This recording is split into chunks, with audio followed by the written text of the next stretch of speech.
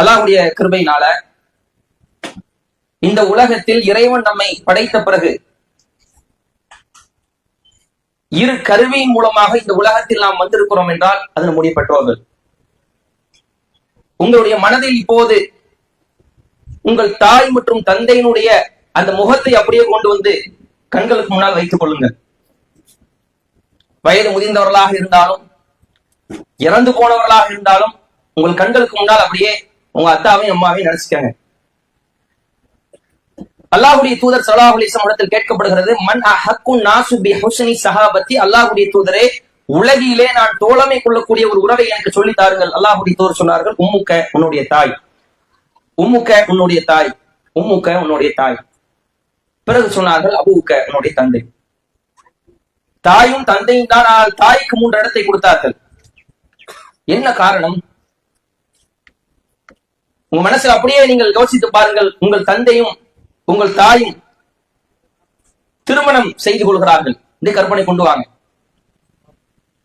இந்த தாய் செய்கிற தியாகத்தை, உங்க தாய் செய்த தியாகத்தை நான் என் தாயை நான் நினைச்சு பாருங்க, நீங்கள் உங்க தாயை நினைச்சு பாருங்க.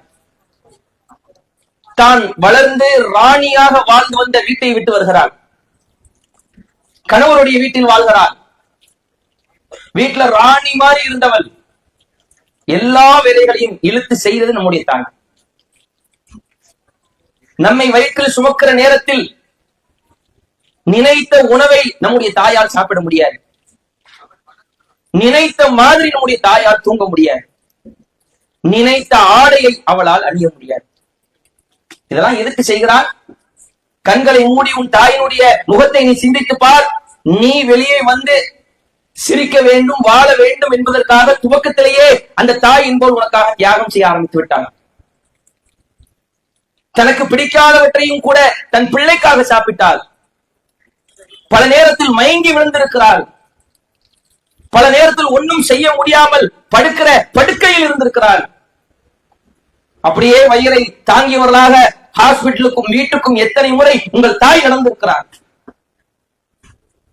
பிரசவ நேரம், பிரசவத்தினுடைய மறுபெயர் சொல்வார்கள் செத்து விட்டு பிழைப்பது. ஒரு ஆணால் இந்த வழியை தாங்க முடியாது. பிரசவ வார்டுக்கு உங்களுடைய தாய் கொண்டு செல்லப்பட்டு பிள்ளையாக இருக்கிற நாம் வெளியே வரும்போது அவர்கள் பட்ட வேதனை, கத்திய கதரை இந்த உலகத்தில் உள்ள அந்த அறையில் உள்ள எல்லோரும் அதை கேட்டிருப்பார்கள். நரம்பு புடைக்க, கண் தெரிக்க, வாய் கிளிய உன்னுடைய தாய் கத்தி உன்னுக்காக உன்னை பெற்றெடுக்கிற நிலையில் சில தாய்மார்களுக்கு மருத்துவர்கள் சொல்வார்கள், பிள்ளையை எடுத்தா தாயை காப்பாற்ற முடியாது என்ற சூழல். இன்னும் நீங்கள் உலகத்தை எட்டி பார்க்கவில்லை, அதற்குள்ள உங்களுக்காக உங்களுடைய உயிரை கொடுப்பதற்கு, தன்னுடைய உயிரை இழப்பதற்கு தயாரான ஒரு உறவு தான் தாய். அப்படியே பிள்ளைய பெற்றெடுத்த உடனே உங்களை பார்த்தவுடன் தான் 9 காலம் பட்ட அந்த கஷ்டத்தை ஒரே நொடியில் அந்த தாய் மறந்து விட்டார். மரண வேளையில் கத்திக் கொண்டிருந்தவள், தன்னுடைய உடலில் உள்ள கண்ணீரை அப்படியே உதிர்த்துக் கொண்டிருந்தவள் உங்களுடைய பச்சில முகத்தை பார்த்த உடனே அப்படியே கண்களிலே கண்ணீர் வடிகிறது, அப்படியே சிரித்து விடுகிறாள்.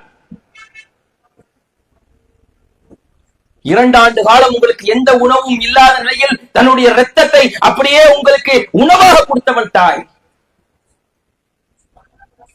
அல்லாஹ்வுடைய தூதர் அதனால்தான் சொன்னார்கள், முதல் 3 இடத்துக்கு தாய். உங்க தாயை யோசிச்சு பாருங்க, என்ன பாடு, என்ன கஷ்டம். நீங்க தாய் ஒரு கடைக்கு போய் சொன்னா போக மாட்டேற.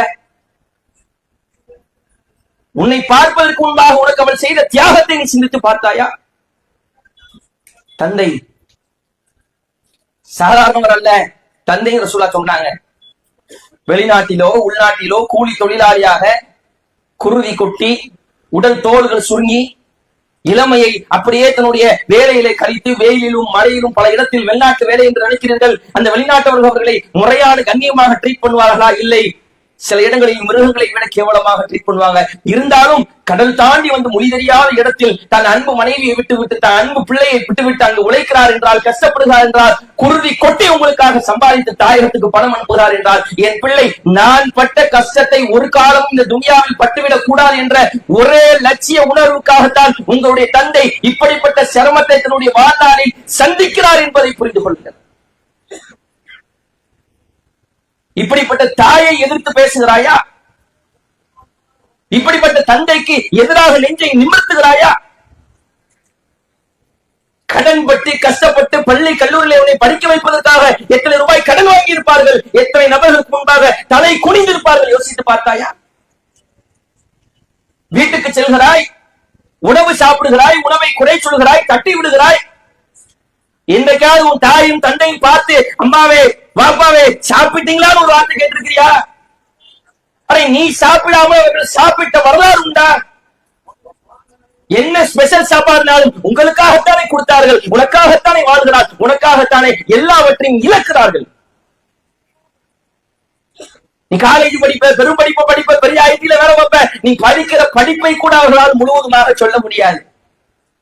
நீ வைத்திருக்கிற தொலைபேசி உன் தந்தையினுடைய தொலைபேசியும் எடுத்துப்பார், நீ அணிகிற செருப்பையும் உன் தந்தையினுடைய செருப்பையும் எடுத்துப்பார், நீ அணிகிற சட்டையும் உன் தந்தையினுடைய சட்டையும் எடுத்துப்பார். மலைக்கும் மடுவுக்குமான வித்தியாசம் இருக்கும். ஏன்? சம்பாதிக்கிற அவருக்கு போட தெரியாதா? சம்பாதிக்க அவருக்கு அணிய தெரியாதா? சம்பாதிக்கிற அவருக்கு மொபைல் போன் வாங்க தெரியாதா? காரணம், நான் எப்படினாலும் இருந்து கொள்கிறேன், ஆனால் நான் கஷ்டப்படுகிறேன், பிரச்சனை இல்லை. கிழிந்தாலை அணிந்து கொள்கிறேன், பிரச்சனை இல்லை. என் பிள்ளை இந்த உலகத்திலே கண்ணியமாக இருக்க வேண்டும். நான் பட்ட கஷ்டத்தை ஒரு காலம் அவன் இந்த உலகத்திலே பட்டுவிடக் கூடாது என்ற ஒரே லட்சியத்தில் உன்னுடைய தந்தையும் தாயும் எல்லாவற்றையும் இழக்கிறார்கள். யோசித்து பார், உன் தாயும் தந்தையும் கண்களுக்கு முன்னால் கொண்டு வந்து பார். இவர்களை எதிர்த்து பேசுகிறாயா? இவர்களை முனைத்து பார்க்கிறாயா?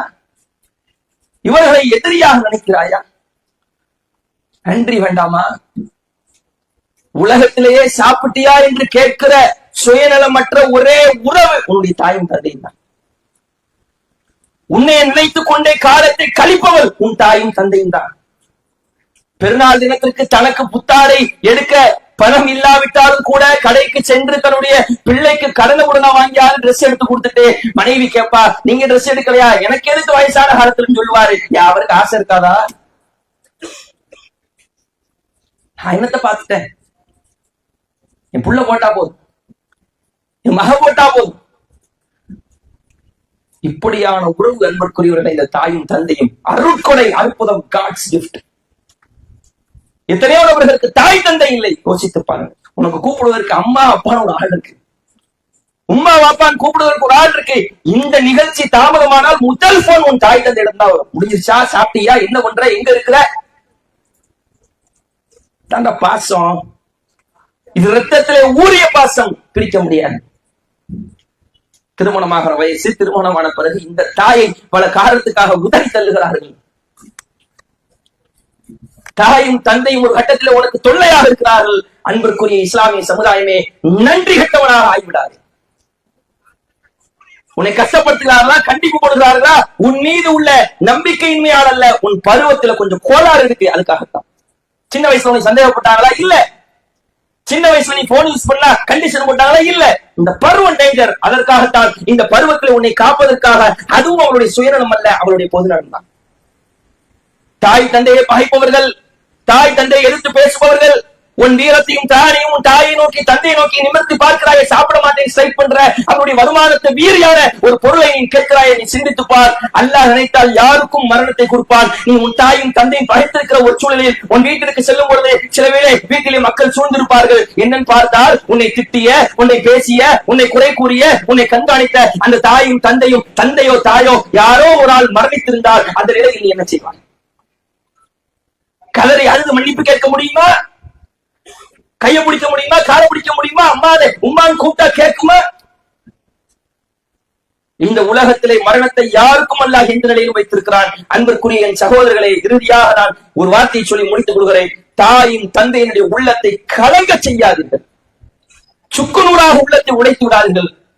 அவர்கள் மரணிக்க தருவாயில் பிள்ளைகளாக, மகனாக, மகளாக இருக்கிற நீங்கள் உங்களுடைய செயல்பாட்டின் மூலமாக நீங்கள் கோடியை கொடுக்க வேண்டாம், நல்ல வார்த்தையில் பேசுங்கள். அதான் அல்லாஹ் சொல்லுவான், வலா தகூலு லஹுமா உஃபின், சீ என்ற வார்த்தையை சொல்லாத. வலா தன்ஹர்ஹுமா, இருவரை மறுக்காதே, குல்லஹுமா கௌலன் கரீமா, மதிப்பான சங்கியான வார்த்தையை சொல் என்று அல்லாஹ் நமக்கு கட்டளையிடுகிறான்.